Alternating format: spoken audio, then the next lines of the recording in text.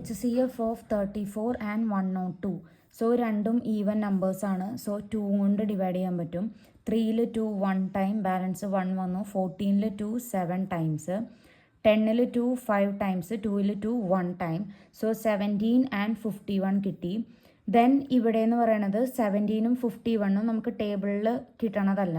So ഒന്ന് ആലോചിച്ച് നോക്കുക. 17 എന്ന് പറയുന്നത് പ്രൈം നമ്പറാണ്. സോ 17ന് വേറെ എന്തായാലും ചെയ്യാൻ പറ്റില്ല, 17 കൊണ്ട് തന്നെയാണ് ഡിവൈഡ് ചെയ്യാൻ പറ്റുള്ളൂ. അപ്പോൾ 17ൻ്റെ മൾട്ടിപ്പിൾ ആണോ 51 എന്ന് ചെക്ക് ചെയ്ത് നോക്കുക.